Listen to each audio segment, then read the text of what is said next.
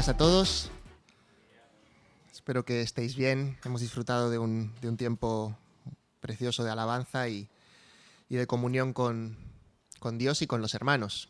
Qué bonito es poder escucharos cantar. A veces los que estamos en alabanza llevamos unos auriculares que nos ayuda a ir todos al tiempo y no perdernos, pero a veces nos perdemos el escucharos cantar. Y justo en esta última canción sí que no llevábamos la claqueta del metrónomo, entonces aproveché para quitarme los auriculares y poder escucharos cantar y escuchar a todos juntos es algo precioso. Y bueno, no cantar cualquier cosa, ¿no? Cantando cosas tan profundas como las que hemos estado cantando en el día de hoy. Creo que todos hemos disfrutado y damos muchas gracias a Dios por ello. El tema que tenemos hoy es tremendo, el Dios que no cambia, el Dios inmutable.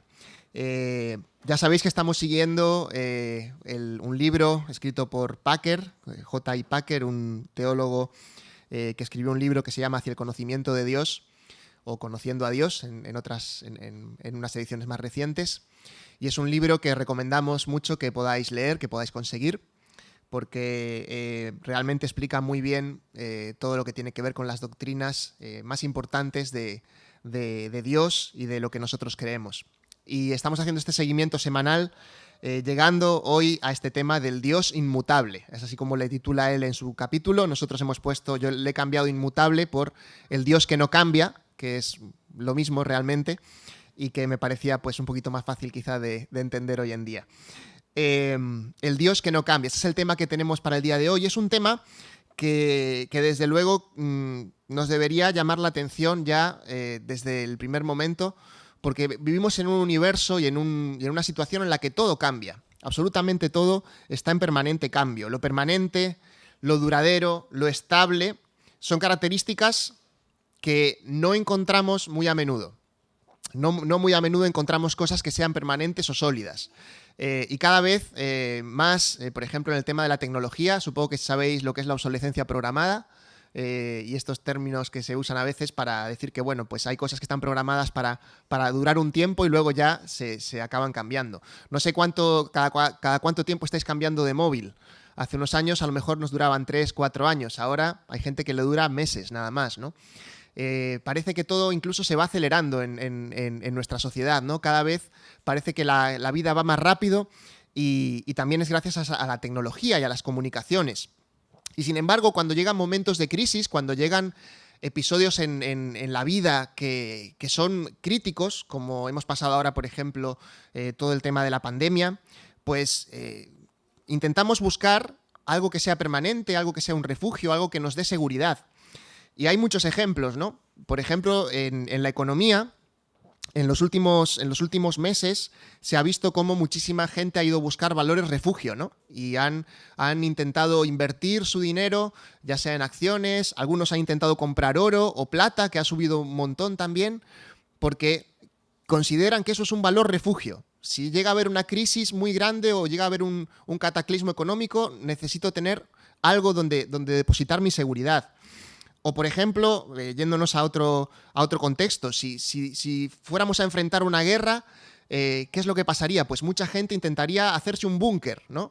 ¿Y dónde se hace el búnker? Pues normalmente cavas bajo tierra, ¿verdad? E intentas construirlo allí porque estás a salvo, o teóricamente más a salvo que los que se quedan a la intemperie, ¿no? En momentos de crisis siempre buscamos lo que sea estable, lo que sea duradero. Y sin embargo, todos estos estables, duraderos, permanentes que a veces intentamos, pues no son suficientes. Tú puedes invertir todo tu capital en oro, pero si hay un cataclismo demasiado grande, a lo mejor ese oro ya no te sirve ni siquiera para nada, porque a lo mejor hay un colapso tal de la economía que no te pueda valer ni siquiera para cambiarlo por algo que de verdad te pueda servir, como pueda ser madera o otro material. O incluso un búnker no te garantiza para nada el estar a salvo. Primero porque dentro del búnker estás tú, y eso ya es un peligro, ¿eh? Un peligro para uno mismo. Pero además porque tarde o temprano tendrás que salir del búnker para buscar alimento o para lo que sea, ¿no? En un búnker uno puede guardar ciertas cosas, pero no las suficientes. No puede ser duradero ni estable. Incluso estamos sorprendidos viendo en la televisión cómo evoluciona todo este tema del volcán, ¿verdad? Y, oye, hacía 50 años que no había una erupción. Es que 50 años son muchos, ¿verdad? Y sin embargo, de repente ocurre algo que desestabiliza absolutamente todo. Ni siquiera el suelo a veces que pisamos es permanente, ¿no? Y eso lo hemos visto ahora y lo estamos viendo de una manera tremenda allí en La Palma. Así que, ante este contexto de algo de inestabilidad, de que nada es permanente, ¿qué te parece el hecho de que Dios se presente a sí mismo en la Biblia como el Eterno? Que Él elija su nombre y diga que es yo soy el que soy. Es algo sorprendente y es algo que, si es verdad, es clave. Es clave para nuestro destino, para nuestra existencia, para la manera en la que vamos a vivir. En contraste con todo eso que experimentamos y vemos a nuestro alrededor, si lo que Dios dice sobre sí mismo es verdad, si lo que Él dice sobre sí mismo, que Él es inmutable, que Él es eterno, eso haría que tuviéramos un punto de referencia totalmente estable para poder enfrentar nuestra vida. Eso haría que tuviéramos un destino seguro. Eso haría que pudiéramos vivir una vida tranquila, en el sentido de que sabemos que hay algo a lo que siempre nos vamos a poder aferrar y que no nos va a fallar. Nos permitiría tomar decisiones adecuadas, porque podríamos buscar en lo que este Dios ha dicho para poder guiarnos. Nos permitiría descansar en que, si Él ha dicho que aún más allá de la muerte va a estar con nosotros, nos permitiría descansar en esa realidad, en que incluso lo más definitivo, que es la muerte, no sería el final. Y eso, por supuesto, implicaría un cambio no solo en mi perspectiva de vida, sino en mi día a día. Por eso vamos a ver cómo hay 3 aspectos, hoy vamos a destacar solo 3 aspectos de este Dios inmutable que tienen que ver con nosotros y que hacen que sea algo importante para nuestras vidas. Y he elegido estos 3 aspectos, aunque Packer señala 6, y en el devocional pues vais a ir viendo cada día uno de ellos, y un día creo que se van a ver 2, así que os invito también a seguir los devocionales para profundizar un poquito más en el tema. He elegido 3 para no pasarme tampoco mucho del tiempo, porque son temas muy, muy, muy amplios, pero creo que vale la pena poder fijarnos en ellos. El primer punto que me gustaría que viéramos sobre este Dios que no cambia es su personalidad. El primer punto es que su personalidad, la personalidad de Dios, no cambia. Su personalidad no cambia. Vamos a ir a Éxodo capítulo 3. Vamos a leer bastantes textos de la Biblia y así poder ir siguiendo. Os invito a seguir las lecturas. Si tenéis Biblia, genial. Y si no, también en las pantallas van a aparecer la mayoría de los textos, así que podremos seguirla todos juntos. En Éxodo 3, 13 al 15, nos encontramos a Moisés ante una zarza ardiendo que no se consume. Muchos conoceréis esta escena. Moisés llevaba muchos años en el desierto, estaba cuidando ovejas, las ovejas de su suegro, y no tenía, pues, ya posiblemente muchas aspiraciones vitales.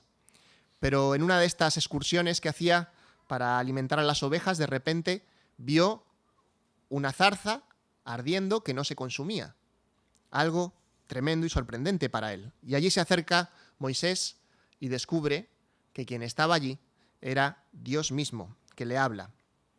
Y en los versículos del 13 al 15, entonces dijo Moisés a Dios: He aquí, si voy a los hijos de Israel y les digo, el Dios de vuestros padres me ha enviado a vosotros, tal vez me digan, ¿cuál es su nombre? ¿Qué les responderé? Y dijo Dios a Moisés: Yo soy el que soy. Y añadió: Así dirás a los hijos de Israel, yo soy, me ha enviado a vosotros. Dijo además Dios a Moisés: Así dirás a los hijos de Israel, el Señor, el Dios de vuestros padres, el Dios de Abraham, el Dios de Isaac y el Dios de Jacob, me ha enviado a vosotros. Este es mi nombre para siempre, y con él se hará memoria de mí de generación en generación. Esta es la primera vez que Dios revela este nombre tan especial, yo soy. Un nombre que son 4 letras en el hebreo, y por eso se conoce como el tetragramatón, o algo así creo que se pronuncia. Y realmente los especialistas en hebreo incluso siguen todavía hoy en día discutiendo el significado y la profundidad que tiene este nombre, el nombre de Dios. Pero etimológicamente, al parecer, este nombre, estas 4 letras, justamente hacen referencia al verbo ser, como dice en nuestras traducciones, yo soy el que soy. Es decir, Dios es esencialmente quien es. Y esto quiere decir que Dios no está sometido a los cambios, a las influencias del tiempo, al desgaste, como cualquiera de nosotros. Él permanece. Algunos han dicho, Dios está fuera de la esfera del tiempo, del espacio-tiempo en el que estamos nosotros y en el que está todo el universo. Este es el Dios que se llama a sí mismo Dios de Abraham, de Isaac y de Jacob. Y lo dice en presente, porque para Dios, aunque estas personas eran del pasado, para Dios no hay pasado, presente o futuro. Para Él era presente, siempre presente. Es algo que no somos capaces ni de entender muy bien, porque realmente no somos capaces de pensar en una dimensión así. Es imposible para nosotros. Todo lo medimos con el tiempo y vivimos dentro del tiempo. Pero Dios está fuera del tiempo y Dios se revela de esta manera, interviene en el tiempo para revelarse y decir, yo soy el que soy, este es mi nombre. Ahora, no es la única vez que Dios habla sobre su nombre y habla sobre su personalidad, porque su nombre en sí nos hablaría más de su esencia, y de su esencia no vamos a hablar hoy tanto porque hemos estado hablando los anteriores domingos bastante sobre quién es Dios y sobre su esencia. Pero vamos a hablar un poco sobre su personalidad o sobre su carácter. Y fijaos cómo se presenta en Éxodo 34, del 5 al 7. Éxodo 34 es Dios hablando al pueblo de Israel cuando Moisés vuelve a bajar con las 2 tablas de los mandamientos. Ya sabéis que las primeras las destruyó y luego volvió a hacer las tablas. Y cuando viene Moisés al pueblo, nos cuenta esto la palabra. Éxodo 34, 5 al 7 dice, y el Señor descendió en la nube y estuvo allí con él, mientras éste invocaba el nombre del Señor. Entonces pasó el Señor por delante de él y proclamó, el Señor, Dios compasivo y clemente, lento para la ira y abundante en misericordia y verdad, el que guarda misericordia a millares, el que perdona la iniquidad, la transgresión y el pecado, y que no tendrá por inocente al culpable, el que castiga la iniquidad de los padres sobre los hijos y sobre los hijos de los hijos, hasta la 3ª y 4ª generación. Dios se presenta, Dios se revela de esta manera. Y qué curioso cómo elige Dios las palabras que Dios elige para definirse ante Moisés. La verdad es que Él dice que es compasivo, misericordioso, lento para la ira, grande en misericordia, abundante en misericordia y verdad, y también es justo. También lo dice al final cuando habla del castigo, de que no tendrá por inocente al culpable. Un Dios que se revela con estos adjetivos y que Él ha dicho que siempre es igual. Quiere decir que este es un Dios que se revela de esta manera para que nosotros podamos conocerle de esta forma. Ahora, Dios se reveló a la humanidad y lo hemos visto de forma progresiva. No siempre las personas pudimos conocer a Dios de la misma manera. Y a lo largo de la Biblia vamos a ir viendo esta revelación. No es igual lo que conocían de Dios en el Antiguo Testamento que lo que conocemos de Dios en el Nuevo Testamento.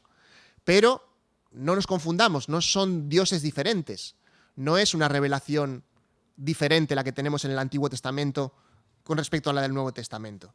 Si vamos a Hebreos capítulo 13:8, Hebreos 13:8, un versículo muy breve que dice, Jesucristo es el mismo ayer, hoy y por los siglos. Jesucristo es el mismo ayer, hoy y por los siglos. La personalidad de Dios, la personalidad de Jesús, la personalidad que Él tiene, es siempre la misma, ya sea en el Antiguo Testamento o en el Nuevo Testamento. En el Nuevo Testamento tenemos más revelación sobre Él, le conocemos más en profundidad, pero es el mismo Dios. Ahora, comparémoslo con cómo somos nosotros o cómo son las personas. La verdad es que nosotros somos especialistas justo en lo contrario, en ser inconstantes, en engañar. Especialistas en engañar y cada vez yo creo que más, ¿no? Porque realmente en las redes sociales, por ejemplo, hemos construido y construimos una fachada. Y realmente casi siempre, ¿no? En nuestra vida construimos una fachada, una careta, algunos dicen, y con eso es con lo que nos mostramos a los demás. ¿Por qué? Porque realmente las caretas nos permiten ocultar aquellas cosas que no nos gustan, que sabemos que están mal y que sabemos que a lo mejor pues a los demás tampoco les van a gustar. Nosotros siempre intentamos proyectar hacia los demás la buena versión de nosotros. Ahora, las máscaras, las fachadas, ya sabéis que también se desgastan. Nadie es capaz de mantener una fachada o una mentira demasiado tiempo. Y así se caen las máscaras y los defectos de carácter que tenemos muchas veces salen a la luz. Las circunstancias incluso a veces nos llevan a descubrir cosas de nosotros mismos que quizá no conocíamos y que no nos gustan demasiado. Ahora, este no es el caso de Dios. Él ha sido siempre el mismo, en esencia y en personalidad. En los pasajes de Éxodo veíamos que se presentaba a sí mismo como yo soy el que soy, una afirmación de eternidad. Y en el segundo pasaje de Éxodo veíamos cómo se describía: compasivo, clemente, lento para airarse, misericordioso, perdonador, justo. Y en el Nuevo Testamento encontramos esta frase: Jesucristo es el mismo ayer, hoy y por los siglos. ¿Cómo era el carácter? ¿Cómo es el carácter de Dios en el Nuevo Testamento? Pues, por ejemplo, en Mateo 11, 29, Jesús dice: aprended de mí, que soy manso y humilde de corazón. ¿Y cómo le veían? ¿Cómo le veían los que estaban alrededor de Jesús? En Juan 1, 14 al 18, un párrafo un poco largo que justo hemos leído la semana pasada. Juan dice: vimos su gloria, vimos la gloria del unigénito del Padre, lleno de gracia y de verdad. Este Jesucristo se revela a nosotros y podemos considerarnos privilegiados por conocer a Dios en Jesús. Antes de venir Jesús, podían conocer a Dios y tenían una revelación de Dios que era profunda y que era también muy buena. Pero incluso Hebreos lo dice. En Hebreos 1.2, en Hebreos 1.1 y 1.2 dice que en estos últimos días Dios, ¿por quién nos ha hablado? Nos ha hablado por el Hijo, a quien constituyó heredero de todas las cosas, por medio de quien hizo también el universo, que es el resplandor de su gloria y la expresión exacta de su naturaleza. ¿Quieres conocer el carácter de Dios? ¿Cómo es Dios? ¿La personalidad de Dios? Pues Hebreos lo dice claramente. En Jesús. En Jesús vas a ver la expresión exacta de su naturaleza. En Jesús Dios se ha revelado completamente. Y la Escritura nos indica esa perfecta unión que hay entre el Padre y el Hijo en esencia. Su personalidad, por lo tanto, no cambia. Podemos estar seguros que el Dios compasivo y poderoso que encontramos en la Escritura es el mismo que tenemos hoy en día.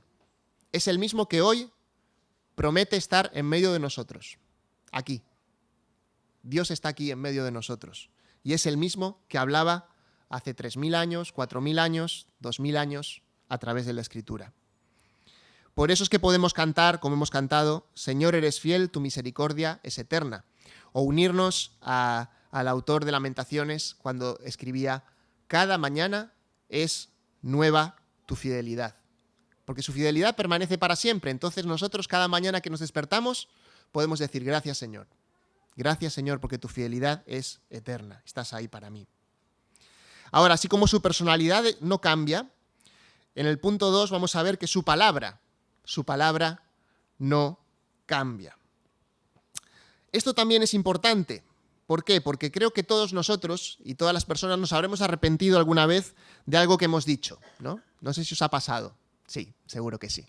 Alguna vez, muchas veces decimos cosas y incluso la palabra nos dice, ¿no? En Santiago, el que es capaz de refrenar su lengua, este es el campeón, porque es lo más difícil, ¿no? Refrenar nuestra lengua.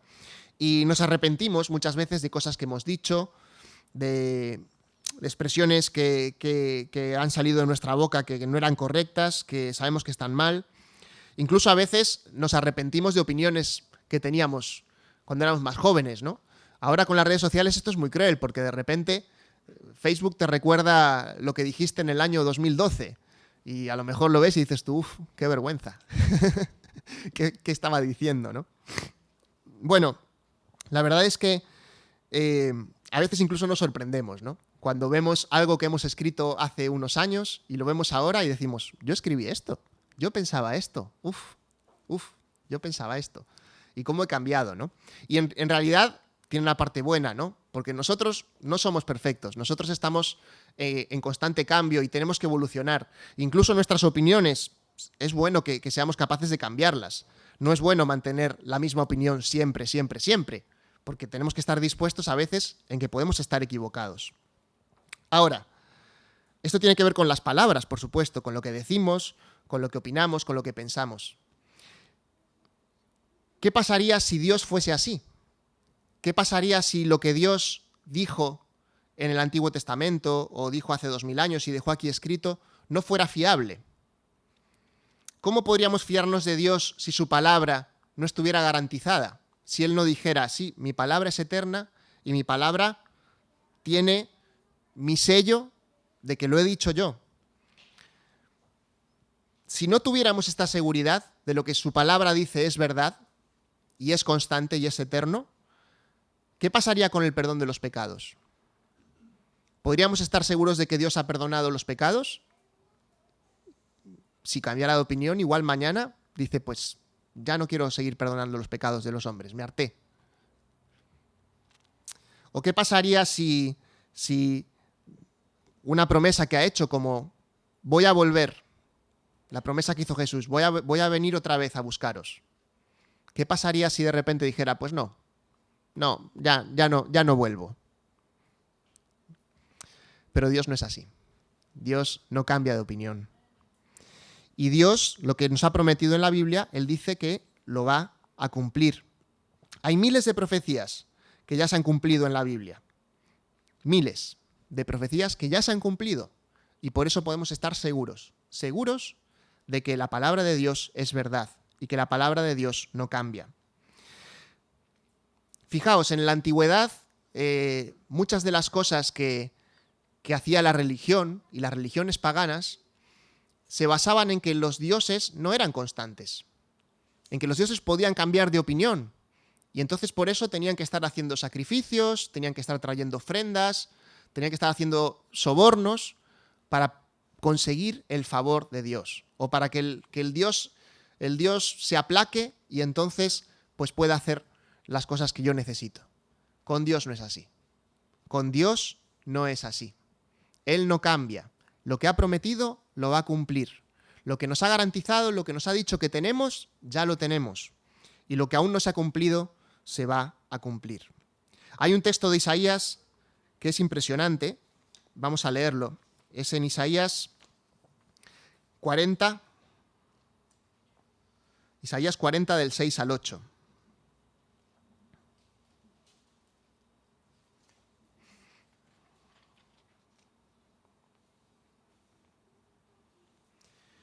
Una voz dijo, clama. Entonces él respondió, ¿qué he de clamar? Toda carne es hierba, y todo su esplendor es como flor del campo. Sécase la hierba, marchítase la flor, cuando el aliento del Señor sopla sobre ella. En verdad, el pueblo es hierba. Sécase la hierba, marchítase la flor, mas la palabra del Dios nuestro permanece para siempre. Este versículo 8, mas la palabra del Dios nuestro permanece para siempre, fue el versículo que eligió Casiodoro de Reina para poner en la Biblia, la que se conoce como Biblia del Oso. Hace poquito pude estar allí en San Isidoro del Campo, en el monasterio de San Isidoro del Campo, que está en Sevilla, está en Santiponce, a unos 20 kilómetros de Sevilla. Este fue el sitio donde Casiodoro de Reina, junto con otros 12 monjes que vivían allí, pues tuvieron una experiencia profunda de conversión, encontraron la verdad de Dios, encontraron la verdad de la Biblia, y entonces Casiodoro, junto con otros, pensaron y quisieron traducir la Biblia al castellano. Y cuando ellos estaban empezando a dar forma a esta idea de traducir la Biblia a castellano, que todavía no estaba, la Biblia estaba solo en latín y en griego, y la gente ya, pues la gente del siglo XVI ya no hablaba latín, nadie entendía la Biblia, y por eso ellos pensaban que necesitaban darle la Biblia a la gente.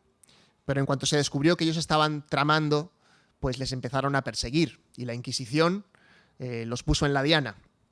Así que Casiodoro de Reina, hace 460 años, junto con otros 12, se tuvo que largar de España, tuvo que huir. Incluso se llevó a su familia, porque sabía que si sus padres y sus hermanas se quedaban, les iban a justiciar a ellos. Hubo 3 o 4 compañeros suyos que se quedaron en Santiponce, y a los pocos meses la Inquisición los mató. Y ellos se fueron para Europa y siguieron con su empeño, y Casiodoro siguió con su empeño de conseguir traducir la Biblia. Y lo pasó realmente mal. Su historia es impresionante. Tuvo que viajar por diferentes países. Estuvo primero en Ginebra, luego estuvo en Londres, luego estuvo en Basilea, luego estuvo en Estrasburgo. Tuvo que ir cambiando de ciudad. Le persiguieron, le difamaron. Tuvo que soportar enfermedades, incluso una enfermedad muy grave. Estuvo en una gran pobreza, pero Dios le acompañó y finalmente consiguió traducir la Biblia. Y consiguió que se publicara la primera versión en castellano de la Biblia. Y gracias a eso, nosotros hoy tenemos nuestras Biblias. Muchos de vosotros tendréis la versión Reina Valera, que Reina se refiere a Casiodoro de Reina y Valera a Cipriano de Valera. Fueron los primeros traductores de la Biblia al castellano. Ahora, ¿cómo fue que entregaron tanto? ¿Cómo entregaron tanto de su vida? ¿Por qué lo hicieron? Bueno, creían en lo que decía este versículo que hemos leído y que ellos pusieron específicamente allí en su portada. La hierba se seca, la flor se marchita, pero la palabra del Dios nuestro permanece para siempre. Ellos sabían que estaban trabajando con material eterno y trabajando para la eternidad. Y en la primera traducción ellos pusieron una advertencia al lector y escribieron allí, y os voy a leer cómo empieza esa advertencia al lector. Es un lenguaje un poco de castellano antiguo, pero se entiende la idea. Esto escribió Casiodoro de Reina en el prólogo de la Biblia. Intolerable cosa es a Satanás, padre de mentira y autor de tinieblas, que la verdad de Dios y su luz se manifieste en el mundo. Porque por este solo camino es deshecho su engaño. Se desvanece sus tinieblas y se descubre toda la vanidad sobre que su reino es fundado. De donde luego está cierta su ruina. Y los míseros hombres que tiene ligados en muerte con prisiones de ignorancia, enseñados con la divina luz, se le salen de su prisión a vida eterna y a libertad de los hijos de Dios. Él sabía que era una lucha espiritual. Él sabía que Satanás no quería que la Biblia llegara a las personas, pero él sabía que Dios le iba a apoyar y que Dios iba a ir adelante con su empresa. Y finalmente lo consiguieron, con mucho dolor, con muchos peligros, pasándolo mal, pero finalmente consiguieron. Y esa Biblia fue la que consiguió esa divina luz, proyectar esa divina luz sobre las personas, que hace que salgan de sus prisiones a vida eterna, a la libertad de los hijos de Dios. Que la palabra sea verdad, que la palabra de Dios sea verdad, es liberador, nos libera, trae libertad al ser humano. El tercer punto que vamos a ver, hemos visto ya, su personalidad no cambia, su palabra no cambia, es que su propósito no cambia. Su propósito no cambia. Sabéis, la forma en la que obramos nosotros, las maneras en las que nosotros hacemos las cosas, pues también son falibles. Incluso nuestros mejores propósitos pueden fracasar o incluso dejarnos insatisfechos. Sin embargo, el propósito de Dios y sus planes nunca cambian. Hay una película que no sé si habréis visto, que se llama Soul. No voy a contar mucho porque la última vez que hablé de una película solté un spoiler muy fuerte y luego me echaron la bronca.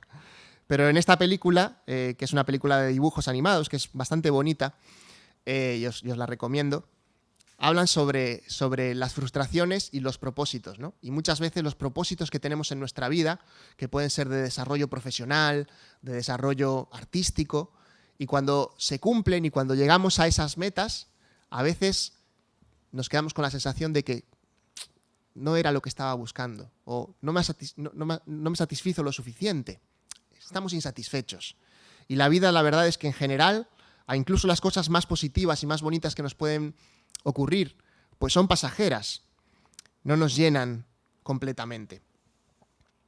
Ahora, los planes de Dios, los propósitos de Dios son perfectos, y Él sí está satisfecho con sus propósitos. Él sí está contento con lo que está haciendo, con la obra que Él está llevando a cabo.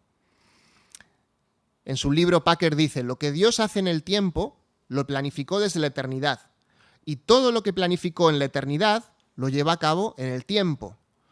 Todo lo que se ha comprometido a hacer en su palabra se cumplirá infaliblemente. Y es por eso que Dios está satisfecho y su propósito no cambia. Es verdad que en la Biblia nos vamos a encontrar momentos en los que dice Dios se arrepintió. Hay algunos momentos en la Biblia, en el Antiguo Testamento, donde dice Dios se arrepintió de algo. Ahora, Packer explica en el libro, y en los devocionales también encontraréis esta explicación, que no significa que Dios no supiera lo que iba a ocurrir. Es más bien una manera, la mayoría de las veces que lo encontramos esto en la Biblia es un antropomorfismo, es decir, una característica para intentar explicar algo de Dios que a nosotros nos costaría mucho explicar. Entonces decimos, se arrepintió, cuando en realidad Dios no se arrepiente. Dios no se arrepiente, porque Dios sabe todas las cosas. Casi siempre se refiere a un cambio de trato con respecto a una persona o a un grupo, cuando aparece esta frase de Dios se arrepintió, ¿no? Pero realmente podemos entender que a Dios nada le sorprende. No le sorprende las reacciones que podamos tener, no le sorprende lo que nosotros podamos hacer, porque Dios está, como decimos, en la eternidad y su propósito tampoco cambia. ¿Cuáles son los propósitos de Dios? ¿Cuáles son esos propósitos que permanecen invariables? Toda la Biblia nos habla un poco sobre el plan de Dios, y muchas veces hablamos sobre el plan de Dios, ¿verdad? Ahora vamos a ver 3 aspectos así muy puntuales. El primero, Dios quiere mostrar su gloria. Dios quiere mostrar su gloria, Dios quiere mostrar su esplendor. Dios quiere que veamos y que reconozcamos que Él existe y que Él está obrando. Isaías 43:7 dice: a cada uno que es llamado según mi nombre y a quien he creado para mi gloria, yo lo formé. Ciertamente yo lo hice. El esplendor de la gloria de Dios en la creación. El Salmo 19:1 dice: los cielos cuentan la gloria de Dios y el firmamento anuncia la obra de sus manos. Dios quiere mostrar su gloria y su esplendor. Lo está haciendo y lo va a hacer en el futuro también. Isaías 66:18 es un texto profético. Isaías 66:18 dice: llegará el tiempo para reunir a todas las naciones y lenguas. Ellas vendrán y verán mi gloria. El propósito de Dios, mostrar su gloria, que veamos lo que Él está haciendo, que le reconozcamos. Dios también quiere formar un pueblo. Dios quiere formar un pueblo. Desde Génesis 12:2, cuando Dios llama a Abraham y le promete tener una gran descendencia, pasando por Éxodo, donde estuvimos leyendo también antes, Dios forma un pueblo allí para servirle, y Pedro en su carta toma este lenguaje de Éxodo para decir que somos linaje escogido, nación santa, pueblo adquirido por Dios. Los que no éramos pueblo, ahora somos pueblo. Dios quiere formar un pueblo. ¿Qué más quiere Dios? Dios quiere llenar nuestra vida de sentido. Dios quiere que nuestra vida esté llena de sentido. Incluso aquí, durante esta vida que tenemos que pasar, que sabemos que es pasajera, Dios puede darle un sentido a nuestra vida. En Efesios 3:17 es Pablo orando por la iglesia y dice: oro para que Cristo more por la fe en vuestros corazones, para que seáis llenos de toda la plenitud de Dios. Para que seáis llenos de toda la plenitud de Dios. Y en Juan 7, 37 al 39, es Jesús hablando, y al acabar allí la fiesta decía: el que tiene sed, venga a mí y beba. El que tiene sed, venga a mí y beba. El que cree en mí, de lo más profundo de su ser, brotarán ríos de agua viva. Como cantábamos en una canción hace muchos años. De su interior correrán ríos de agua viva. Y esto lo decía Jesús refiriéndose al Espíritu Santo que iba a morar dentro de nosotros. Así que, hermanos, la vida no es un sinsentido. La vida puede parecer muchas veces que no tiene sentido, y desde luego en nuestro caminar por la tierra, por la existencia, vamos a encontrar cosas que no tienen sentido. Por supuesto que sí. Pero hay un propósito general de Dios. Hay un propósito en el que Él nos invita a formar parte. Él quiere mostrar su gloria, Él quiere que seamos parte de su pueblo, Él está formando ese pueblo, y Él quiere que la vida esté llena de sentido, que nuestra vida esté llena de sentido. Si la vida tiene un origen, como sabemos, y la vida tiene un final, como también sabemos, y Dios está cumpliendo su propósito en la historia, la cuestión es: ¿qué estoy haciendo yo? Que no me estoy dando cuenta. ¿Me estoy dando cuenta de lo que Dios está haciendo? Dios lo está haciendo. ¿Estoy formando parte yo de ese pueblo que Dios ha escogido? ¿Estoy disfrutando de una vida con sentido? Una vida en la que haya esa fuente de agua viva en mi interior. El Dios que no cambia no solo es esa garantía de seguridad y de firmeza en un mundo que se tambalea, también es el que puede darle sentido a la vida. Y la verdad es que este Dios abre sus manos, y dice también en otro pasaje: sus oídos están abiertos esperando a escucharte, a escucharnos, venir a Él. Su amor y su misericordia están disponibles para nosotros. Es el tiempo de la oportunidad. Es el momento en el que todavía podemos acercarnos a Dios. En el propósito de Dios hay también un futuro. Y sabemos que en el futuro también va a haber un juicio por el que todos los seres humanos vamos a pasar. ¿Cuál va a ser tu respuesta en ese juicio ante Dios? Cuando todas las cosas sean juzgadas por Él, ¿vas allí cubierto por la sangre de Jesús o no? Yo te invito a que en el día de hoy reflexiones y pienses si este Dios que no cambia es el Dios al que estás sirviendo y el Dios que está formando parte de tu vida. Porque si no lo es, quizá hoy sea esa la oportunidad para que lo sea. Para que invites a Dios a formar parte de tu vida. Para que te sumerjas en ese camino, en ese propósito que Dios ha trazado. Él tiene planes preciosos que quiere cumplir y cuenta con cada uno de nosotros. ¿Nos sumamos? ¿Sí?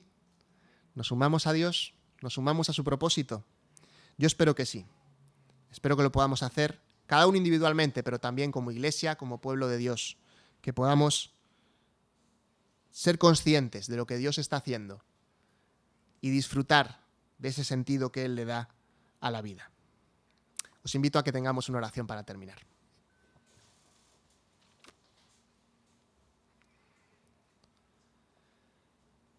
Señor, te damos muchas gracias porque tú no cambias, porque tú eres inmutable. Te damos gracias, Señor, porque tu palabra lo que nos dice es verdad, porque esa verdad nos ayuda a saber conducirnos, a saber hacia dónde ir, a saber cómo dirigir nuestras vidas, Señor. Y gracias, Señor, porque sabemos que el mismo Dios de Abraham, de Isaac y de Jacob, el Dios que se reveló en Jesucristo, es el mismo Dios al que podemos dirigirnos hoy en día. Gracias, Señor, por ese sentido que tú das a nuestra vida. Y te pido, Señor, que en el día de hoy tú hables a nuestros corazones y que podamos, Señor, todos encontrar ese sentido, esos ríos de agua viva que tú das, Señor, que tú has prometido. Te damos gracias, Señor, por este tiempo juntos. Gracias por alimentarnos, Señor, de tu palabra y que podamos, Señor, cada día seguir haciéndolo. En el nombre de Jesús. Amén.